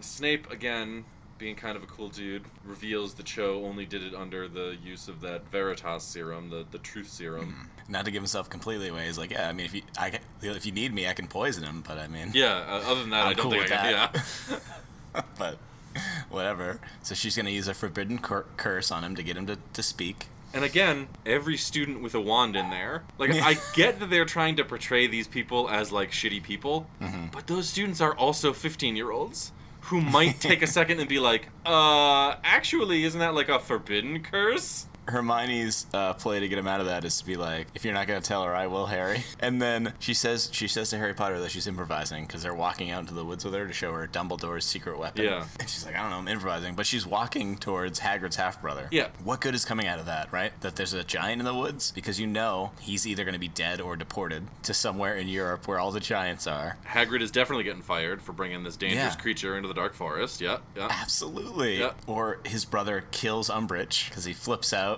Maybe she looks like a bicycle. I don't know, and tears her apart. And then he definitely gets killed. He definitely gets put down. Yep. And that's it. So like they don't know. They don't know what they're doing. But he's not there. He's off getting his own food, trying to find some kids or anything to eat. No, I mean he shows. Yeah, he's not tied to the tree anymore, but he shows up. Yeah. Well, that's after she starts talking shit about the centaurs. Yeah. The centaurs show up, drag Umbridge away. And everybody's fine with that. Like there's really not any other comments about it. Like she was a dick, but I mean, who knows what those centaurs are gonna do? Yeah. And then they try to get to the Ministry of Magic to look for that orb. So Harry had another dream that Sirius Black was being tortured by Voldemort in the Ministry of Magic, where they keep all of their prophecies in glass balls filled with swirling mist. Obviously, this is a plot by Voldemort. Also, why don't you just call Sirius? Why don't you just see what he's doing? Shove your face into the fire. You all right? Oh, the Dark Lord doesn't have control of you. Oh, okay. He was just feeding me a line of bullshit. He knew where to find his prophecy because he saw Voldemort see it in his own mind. It's like, well, that's what Voldemort's after then, right? So Voldemort's got it. What are you doing there? Well, no, he doesn't. He doesn't have it because we learn when we're in there that the only person who can take the prophecy is the person who it's about. So they could have just checked to make sure Sirius was okay and then not gone there, and everything would have been perfectly fine. They could have talked to anybody who has any knowledge of this before they went off. But then they're like, how are we gonna get there? So they tried the flume in Umbridge's office because they're watching every other one, and then they decide on pestrels, right? So they could fly there. Yeah. What about fucking brooms? Yeah. There's at least 30 to 40 fucking brooms for every Quidditch match. Why do you need to be riding these invisible creatures? And how fast can an undead horse with wings fly? Faster than a magical broom? I don't think so. So they want to get there, but they want to get there in style and in their own time. Yeah. They're not. It doesn't. Yeah. They make it seem like they're hurrying, but they're definitely not. I've only ridden a horse a handful of times. Really? And yeah, not to brag. I've never ridden a horse. Please go on. It's not like the easiest thing to do. I mean, you know, they tell you, and I'm not a very forceful person, but I can only imagine trying to ride and figure out how to ride a horse that I couldn't see. That was then gonna fly. Well, let's see. Who could see it? Harry could see it. Yeah. Luna could see it. Yeah. End of list. No. See, I think because Hermione just watched Umbridge get dragged off, that might count. She might be like, "Oh fuck, that lady's dead." Like that. Maybe that counts. I don't know. Boy, that is end of list, isn't it? Yeah. Not Ron, not the doofus guy. Neville. Neville, yeah, I think of him as doofus in my head. Not Ron's sister. Yeah, I don't know. Yeah, I don't know how I do that. That's. Hey, come out to the Dark Forest and just jump on this invisible thing that eats red meat. Do you think they Do you think they dragged another student out and killed him so everyone could see the Thestrals? Yeah. Well, how do you get those things to agree to take you somewhere? You know what I mean? You gotta give them a lot of red meat. That's right. About a 15-year-old's worth. We brought some Hufflepuff kids out here just in case. So they get in, they find the room full of orbs, a Death Eater appears and then takes his mask off. It is so easy to get into the Ministry of Magic after hours. Who's watching that place? No one at all. Gives a shit. Or Death Eaters. I don't. They gotta find this prophecy. And Lucius shows up and He's so well dressed. Wants everyone to see how cool his hair looks, so he fucking uses his wand and vanishes his mask. Oh, hello, boys and girls. I'm here to say threatening things. Is that a Vincent Price impersonation? No, it should be. I'll work on it. He's using his awesome cane with this highly polished, what is it, a snake at the end? Yeah, it's like an open snake's mouth. Yeah. It looks so cool. I want one. It looks so cool. And it is essentially also a sword cane, except instead of a sword, it's his wand. So he just fucking pulls the wand out of it. It's such a cool move. Death Eaters travel by, cloud of smoke, too. That's crazy. I want to be a Death Eater. I know. We all do. If only to fight the oppressive regime of the Ministry. they corner them, and then they tell him why, that he was tricked and that he had to grab that, but apparently he can hand it over to whoever he wants. Yeah. They try to entice him first by saying you'll learn about your connection, and then they threaten him by like, we'll kill all your friends, just give us this thing. Yeah. How do you like that? Yeah, they have a fight in the orb room where they destroy hundreds, if not thousands, of prophecies. Unclaimed. Basically every other prophecy in that room gets destroyed because of think of the Ginny Weasley. Think of the knowledge lost. Think of the lost opportunities of things people could learn. Because it doesn't take zero effort to prophesize something. It takes some effort, right? Yeah, we see Trelawney did it last. Right? Goblet of Fire? I forget their names. But Prisoner of Azkaban was the one before. Yeah, right? she did, yeah. Because that's, Because then it was Chamber of Secrets and Sorcerer's Stone, going backwards in order. I don't like to brag, but I read the books, so... They do not give a fuck about destroying anywhere. They just like... Yeah, no, they just rip the whole fucking place apart. You think they'd find a more secure place to put prophecies than a glass orb? Yeah, but then again, maybe the Ministry just doesn't give a shit. What's going to help Voldemort with this prophecy? It's not like he could change it, right? Also, the prophecy doesn't really tell them anything, does it? It's just like, one won't survive while the other lives. And it's like, well, yeah, Voldemort's pretty set on killing Potter, so that's kind of a given. Yeah, he must know. Maybe there's more stuff to know that they just didn't have time to go into because there was that chase. Yeah. And then it broke. But, yeah, I don't understand how that was going to help Voldemort. Either way, this is the future. I'm dead. Cool. All right, great. Oh, boy, I better change my ways. No. What if I try to fight back? Oh, that's how I die? Okay. All right. But he's not going to not... Even if he knows what's going to happen, he's not going to not do it. Backing away from a fight is no way to become principal of a high school. And he knows that. They get chased into this room with an arch. And then all the Death Eaters fly around and steal Harry Potter's friends away from him somehow, magically. It's not important. They leave him for some reason, magically. Yeah, when they could have just grabbed him. Orb. Yeah, of course, yeah. Left. Well, Lucius wants to walk up this big rock that the arch is on. Well, he taps his cane menacingly and says threatening things. See, that's why maybe you don't want a cane, right? Because you'd be too enticed to do those types of things that are getting your shit done. I guess, but he looked good doing it. That's all I'm saying. He looked good doing it. It was pretty cool. I think he's a better villain than Voldemort. Voldemort prances around in robes and bare feet and touches 15-year-old boys. That's like his whole goal was to be able to touch a 15-year-old boy last film. That's what it was. I know how that sounds. And he was successful. He was. Yeah, he was. That actually seems like a really bad way to become principal of a high school.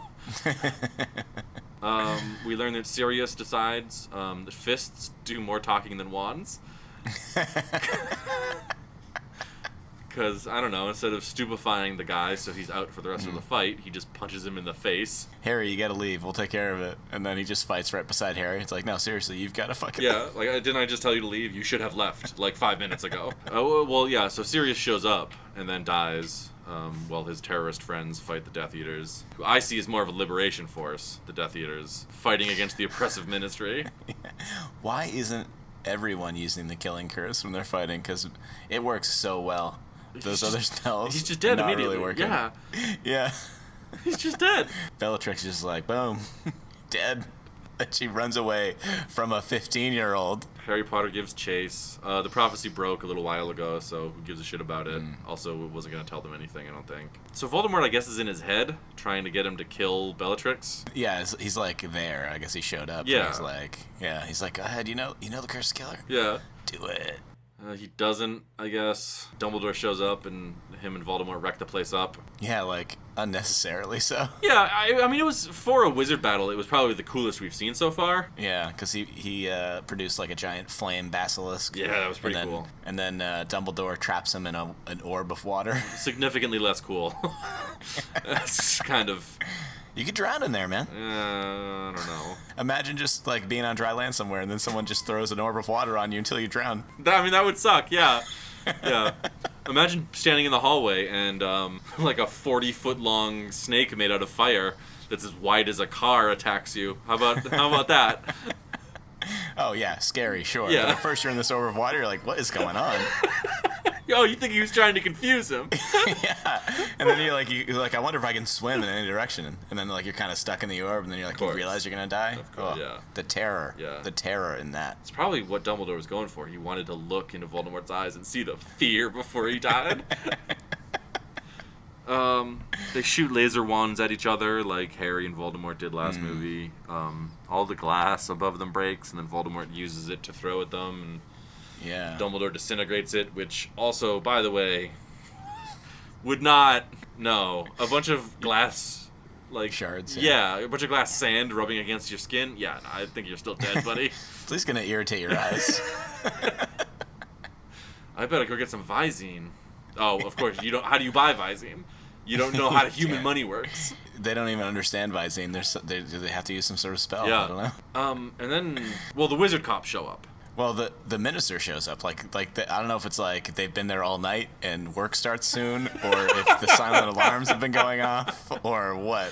But they start showing up. That would be great. It's just no one knew. They just show up for work.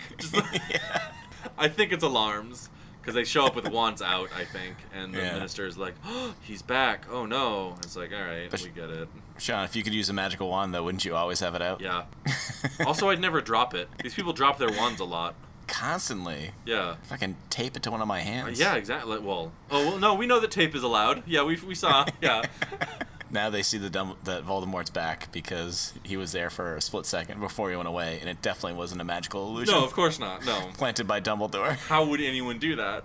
But then we get these scenes where Voldemort is in Harry Potter, like trying to turn him evil or kill him from the inside or something, and there's these occasional flashes of Voldemort standing in front of what is very clearly a green screen with these poorly projected backgrounds on it. It was fucking killing me, man. It was like early YouTube days. Yeah, exactly, yeah.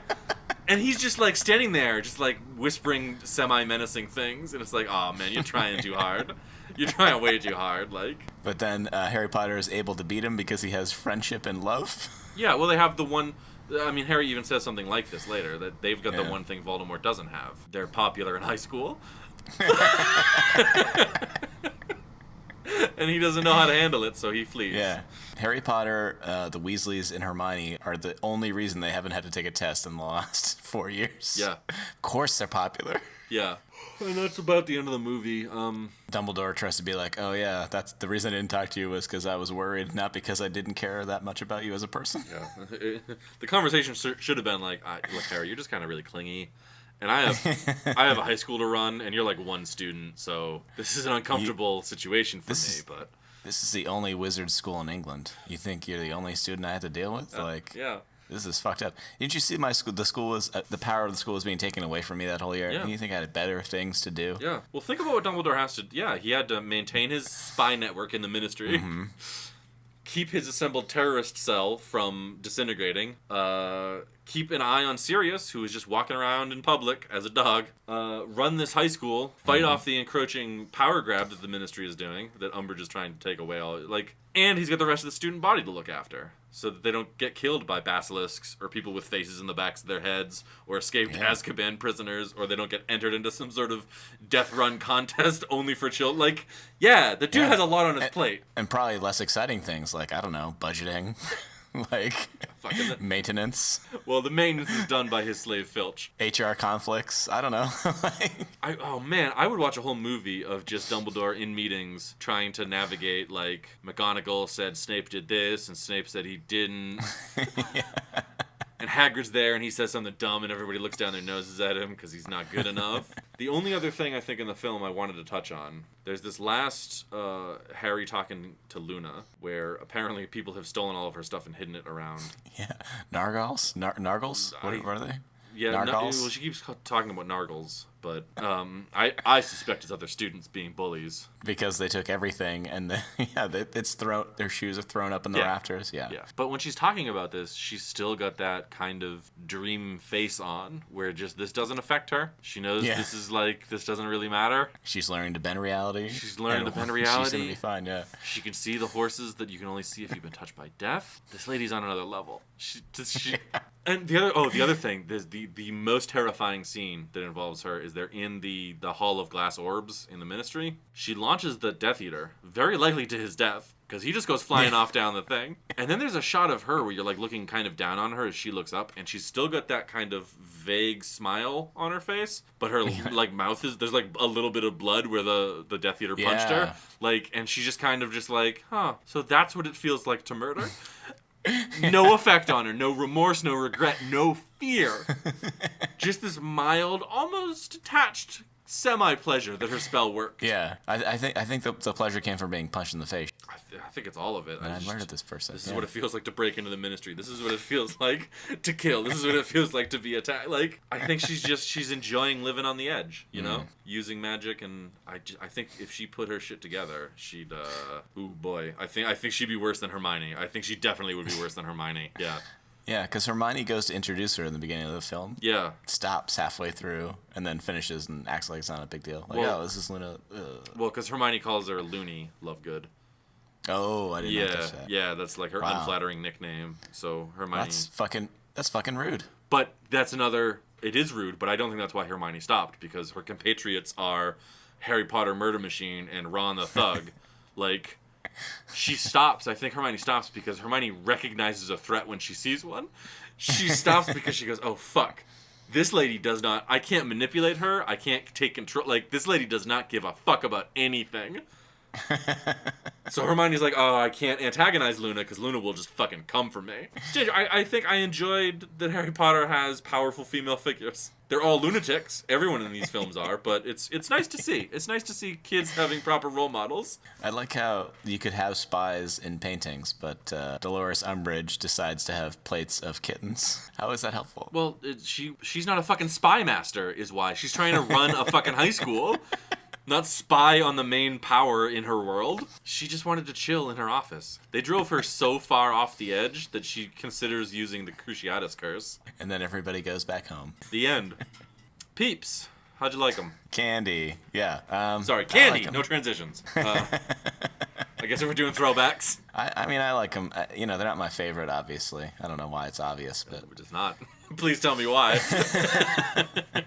Every so often I'll like marshmallow, but it's not something I'm going to go out of my way for all the time. You know? They get stale too quick, and they also come in the worst packaging for something that gets stale. Yep. Like, once it's opened, everything in the package is exposed to air. Yep. No reseal. For some reason, granulated sugar on the outside is enough flavor change from marshmallow, just sugar fluff. Yep. That it's a good contrast. Okay. I thought it was all right. What'd you think? I hated them. I bought the smallest possible packaging, so I got like 4 at once. Was the smallest I could. I got the yellow ones. Does that matter? Yeah, I think those are the classic ones. Yeah, that's what I figured. As well. Yeah, I think they had a purple one too that I didn't really. I think different shapes now too, like people and. Ugh. It's weird. Did they call them people? P-E-P-L-E? I think they started them in the late 90s, so they called them peeps, and then they winked at you. Because they're peeps, get it? Yeah, You're peeps. I get it. Sean, I grew up in the 90s. Sean, I get it. I'm one of those fucking millennials. I get it. They were worse than Twizzlers.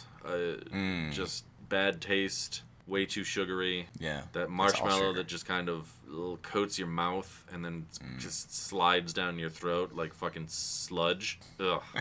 Yeah, because you can't really chew them for very long. It's just like a mush. Yeah. Ugh. That's not good. Gross. Yeah.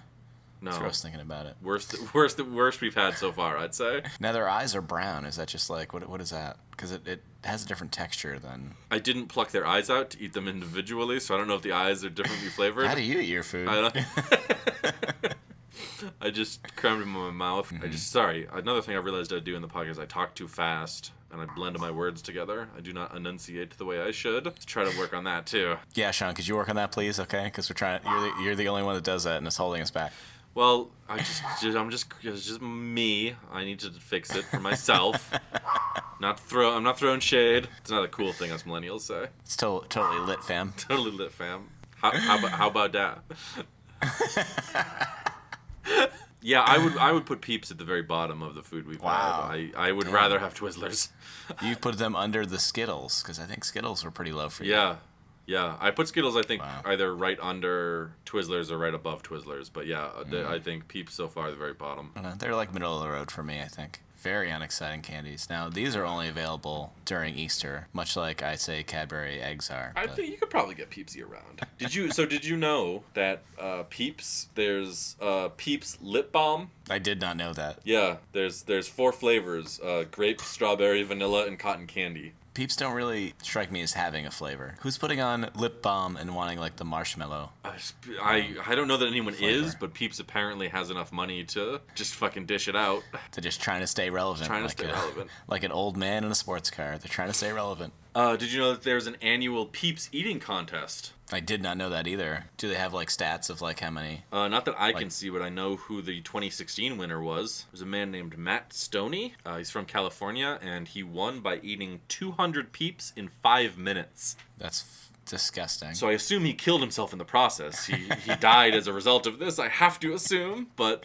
yeah, how do you get that many Peeps down? I don't know. I could barely eat I had 2 of them. And then I left the other 2 just upstairs. Like, I'll get to them later, maybe. They're hard as rocks by now. That's fine. I'll just throw them out. That's what I wanted to do. 200 Peeps in 5 minutes. Damn. Yeah, I could barely choke down 2. His name is Matt Stoney. Yeah. Highest achievement he's ever gotten is he's eaten 200 Peeps. Yeah, of course, because he died immediately after. He had a sugar rush so hard that he fucking vibrated into a higher dimension. Like, it's disgusting. Holy shit, there's a recipes section here. Peeps s'mores. You just hold the peep over the fire and then you put it between graham crackers and chocolate, right? Peeps frosting. I've definitely seen people. I guess they used on cakes a lot. People use them like to garnish the cake. You just plop some Peeps on. I've seen that in like supermarkets and stuff. You could put it on pizza. Don't start with me. You're on thin ice. You're on real thin ice right now. There's a recipe for peep-shi. What? Like Pepsi? Nope. Like sushi. I've seen candy sushi before, but... This involves placing a peep onto a Rice Krispie treat and wrapping it in fruit by the foot. Oh my god. That's... so you have... okay. I'd try it. They don't say it here, but what I'm assuming is you have 2 or 3 of those, and then you're able to vibrate at a frequency where you can communicate with Matt Stoney, the peep overlord, and he will bestow wisdom upon you from his higher dimension. Peeps are at the bottom then for you. Yeah, they were. I really did not enjoy eating. I don't think I love marshmallow. Yeah. It just then it hits my stomach and it feels like the gas expands it and I feel bloated and sick and ugh. Wow. I think that's it. You think that's it? I don't have anything else about Peeps. All right. Can you admit once and for all that combining food and food flavors is a bad idea? No. Okay, that's all right. Well, one day I'll get you one day. I think I proved my point with Canada, but didn't. You didn't. Canadians, get at us.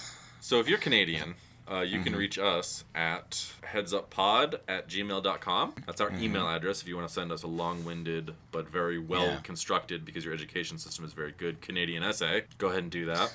If you have a problem with what we said about Harry Potter, just don't bother. You're wrong. If you think you could eat 200 Peeps in 5 minutes, I have to see that. Make a YouTube video and link us. Just send us a link. Email us a link. If you have any thoughts about poutine or sushi, and you want Sean to know, or you want it out in the public sphere, you can tweet at us, headsuppod, at Twitter. If you aren't competent enough to express your ideas in paragraphs, you could tweet at us. Jeff, what's the Twitter handle? It's at headsuppod. At headsuppod. If you wanted to rate sushi or poutine, you could just rate our podcast and leave a review about sushi or poutine. I was gonna call you out because I hate when people ask for reviews, but I think it would be really funny if on our review page it was just like, I grew up eating poutine. I thought it was pretty good, but then I had some really good sushi, so I think sushi kind of hedges it out for me, and just says nothing about the podcast. Yeah. That's pretty good. I like it. What other ways do people have to contact us? I mean, like I said, we've got an Instagram page, but you're not really into that. Well, so it's as long as you're Heads Up Pod at Heads Up at Instagram. Heads Up Pod at Instagram. If you can't even type, you're so dumb, and you just need to take pictures. Yeah, if you have any good pictures of poutine or sushi, man, Harry Potter or Peeps, go ahead and fuck. I don't think the place I'm going with Kyle later has sushi, but I really want sushi now. I think it's like a bar with bar food. Are there any other ways that people can contact us? Sean's phone number is... If you still use America Online Instant Messenger, tough. I don't check mine anymore. Wouldn't tell you what it was if I did.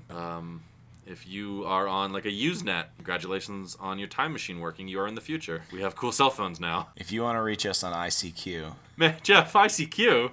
Yeah. BF15 was tough, wasn't it, man? Yes. It was. We had to set up ICQ servers and shit. Oh man, it was tough. It was tough. 15 was tough. Dean was tough. That's it, right? That's it. I think that's it. We'll see you next time when we watch Harry Potter 6, the name of which I forget. Half-Blood Prince? The Half-Blood Prince. Yeah, Half-Blood Prince. I got there. What candy are we going to talk about? Oh, God, I don't know. Okay. I don't know. We'll surprise you. I'm going to surprise you with the candy. I want it to be Necco wafers again, but... Necco wafers revisited. Sean ate 200 Necco wafers in 5 minutes. I could definitely do that, and definitely want to. Oh, my mouth would be so dry after, but it'd be worth it. Start vibrating. Matt Stoney, I'm coming! He's never heard that before. Poor Matt Stoney. We're sorry, Matt Stoney. If you're Matt Stoney, feel free to reach out at us. And, Man, Matt Stoney can't fucking listen to podcasts in the fucking supraverse, the hypersphere that he lives in now. He's not. Okay. I'm Sean. I'm Jeff. This has been the Heads Up podcast with us, Jeff and Sean. Guess we should have done that first. Thanks for listening. Toodles. Toodles.